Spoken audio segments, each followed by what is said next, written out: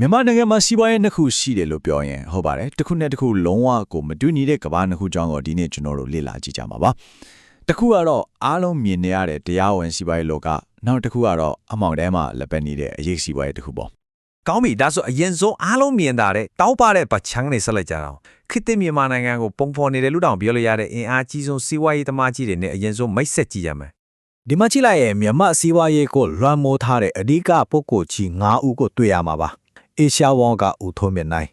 SPA Crew ကဦးဆက်စပန် KBZ ကဦးအောင်ကိုဝင်းခုကဦးထေမြင့်ပြီးတော့ Max မြန်မာကဦးစောစောသူတို့ရဲ့လုပ်ငန်းစုကြီးတွေကတကယ့်ကို area မှာပါပဲတိုင်းပြည်ရဲ့တရားဝင်စီးပွားရေးလောကကိုသူတို့ကပဲချုပ်ကင်ထားတယ်လို့ပြောလို့ရတဲ့အထိပါပဲ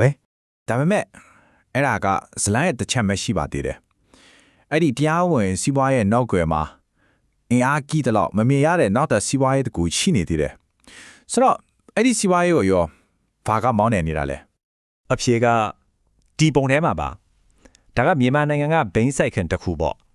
စောစောကမြင်ခဲ့ရတဲ့တခန်းထနစီးပွားရေးလောကနဲ့ဆိုရင်လုံးဝကိုပြောင်းပြန်ပါပဲဟုတ်ပါတယ်တရားဝင်ထုတ်ပြန်ထားတဲ့အချက်လက်တွေအရ2015ခုနှစ်မှာမြန်မာနိုင်ငံဟာကမ္ဘာနံပါတ်1တရားမဝင်ဘိန်းထုလုပ်တဲ့နိုင်ငံဖြစ်လာခဲ့ပါတယ် UNODC လို့ခေါ်တဲ့ကုလသမဂ္ဂအမှုရေးစေဝါနဲ့ရာဇဝတ်မှုဆိုင်ရာရုံးရဲ့အစီရင်ခံစာအရပေါ့အာဖဂန်နစ္စတန်မှာဘိန်းစိုက်ပြုမှုတွေကြာဆင်းသွားပြီးနောက်ပိုင်းဒီလိုဖြစ်လာတာပါဒါကြောင့်ကမ္ဘာမွေးစေဝါကုန်သွယ်မှုမီးပုံမှာမြန်မာနိုင်ငံကဗဟိုချက်ပြန်ဖြစ်လာခဲ့တယ်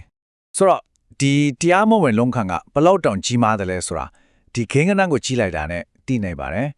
ဒေါ်လာ1.8 ဘီလီယံဟုတ်ပါတယ်ဘီလီယံပါဒါကမြန်မာနိုင်ငံရဲ့ဘိန်းထွက်ပစ္စည်းစီးပွားရေးတန်ဖိုးကိုအမြင့်ဆုံးခန့်မှန်းထားတာပါဒီမှာဘိန်းစိုက်ပျိုးမှုဘလောက်တောင်တိုးလာလဲဆိုတာဇယားနဲ့ကြည့်ကြည့်ရအောင်UNODC ရဲ့အချက်လက်တွေရာပဲ2021မှာဟက်တာ3000ကျော်လောက်ပဲရှိခဲ့တာ2025ခုနှစ်ရောက်တော့ဟက်တာ53000ကျော်အထိကိုခုန်တက်သွားခဲ့တာပါတိုးတက်နှုန်းကတော်တော်လေးကိုမြန်ပါတယ်ဒီလောက်များတဲ့တရားမဝင်ငွေတွေတဏှာရာကတော့သွားရမှာပဲလေအဲ့ဒီမှာပဲအကြီးမားဆုံးပြဿနာတစ်ခုပေါ်လာတော့တာပဲအဲ့ဒါကတော့ငွေကြီးခွာချမှုပါတနည်းအားဖြင့်ပြောရရင်ရာဇဝမှုကနေရတဲ့ငွေမြဲတွေကိုရင်းမြစ်ဖျောက်ပြီးငွေပြည့်အဖြစ်ပြောင်းလဲတဲ့လုပ်ငန်းစဉ်ပေါ့ဒီလုပ်ငန်းစဉ်ကအဆင့်30နဲ့သွားလေးရှိပါတယ်ပထမဆုံးကနေရာချထားခြင်းငွေမဲတွေကိုဘဏ်စနစ်ထဲကိုတနည်းနဲ့ထိုးထည့်လိုက်တာပါ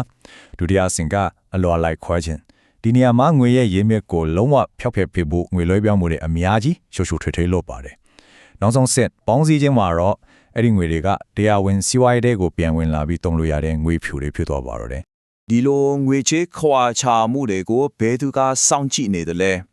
ဒီနေရာမှာ Financial Action Task Force ဒါမှမဟုတ် FATF ဆိုတဲ့အဖွဲ့အစည်းကဝင်လာပါတယ်သူတို့ကဒီလိုငွေချေးဆိုင်ရာရာဇဝတ်မှုတွေကိုတိုက်ဖြတ်ဖို့အတွက်ကမ္ဘာလုံးဆိုင်ရာစံနှုန်းတွေချမှတ်ပြီးစောင့်ကြည့်နေတဲ့နိုင်ငံတကာအဖွဲ့အစည်းတစ်ခုပါပဲအဲ့ဒီမှာအရေးကြီးဆုံးအချက်တစ်ခုရှိပါတယ် FATF မှာအမီမင်းစီရင်ချရာရှိတယ်ကမ္ဘာပေါ်မှာအန်ဒီမင်းဆုံးလို့သတ်မှတ်ခံရတဲ့စီရင်ပေါ့အဲ့ဒီစီရင်ထဲမှာနိုင်ငံ၃နိုင်ငံပဲရှိပါတယ်အီရန်မြောက်ကိုရီးယားပြီးတော့မြန်မာ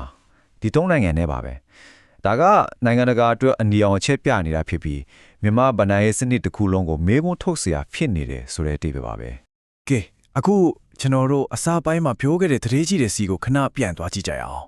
Asia World Company ကိုမှတ်မိကြတဲ့ဟုတ်အခုတရားဝင်စီးပွားရေးနဲ့ဒီငွေကြီးခွာချမှုကိစ္စဘလို့ပြန်ချိတ်ဆက်နေလဲဆိုတာကြည့်ကြမယ်ဒီမှာတင်စီးပွားရေးလောကနှစ်ခုကြားကဆက်ဆက်မှုကိုရှင်းလင်းမြင်လာရပါပြီAsia World ရဲ့အကြီးအကဲ Stephen Law ဒါမှမဟုတ်ဦးထွန်းမြင့်နိုင်သူ့ရဲ့ fucking ကဘာလို့လဲဆိုတော့တချင်ကနာမည်ကျော်မူရဲ့လာစားတူဖြစ်တဲ့ Law Sehan ပါဒါဒီမကသေးဘူး1996ခုနှစ်တောင်ကမူရဲ့ဆေးဝါးနဲ့ပတ်သက်နေတဲ့ဆိုတဲ့သံတရားနဲ့သူ့ကအမေရိကန်ကဗီဇာတောင်ပိတ်ခဲ့ဘူးပါတယ်ဆိုတော့ FATF ကဘာကြောင့်စိုးရိမ်နေလဲဆိုတာအခုဆိုရှင်းလောက်ပါပြီဒီတော့မေးစရာရှိတာကဒီဘိန်းစီခွားရေးကနေဘယ်သူတွေကအကျိုးအမြတ်အများဆုံးရနေတာလဲတောင်တူတွေလားဒီဇာတ်ကိုကြည့်လိုက်ရင်တောင်တူတွေရဲ့ဝင်ငွေကစုစုပေါင်းရဲ့32%လောက်ပဲရှိပါတယ်တကယ်ပိတ်ဆံအများဆုံး61%ကဘိန်းထွက်ပစ္စည်းတွေကိုနိုင်ငံခြားတင်ပို့ရောင်းချတာကနေလာတာပါအဲ့တော့ငွေကြေးခွာချမှုကိုအဓိကမောင်းနေတာကစိုက်ပျိုးရေးမဟုတ်ပဲကုန်ကူမှုကြီးဖြစ်နေတာပါပဲကဲအဲ့ဒီအမီမဲစင်းရဲနဲ့မပါနေတာကဘာတွေဖြစ်လာနိုင်လဲတကယ်တော့အကျိုးဆက်တွေကတော်တော်လေးကိုပြင်းထန်ပါတယ်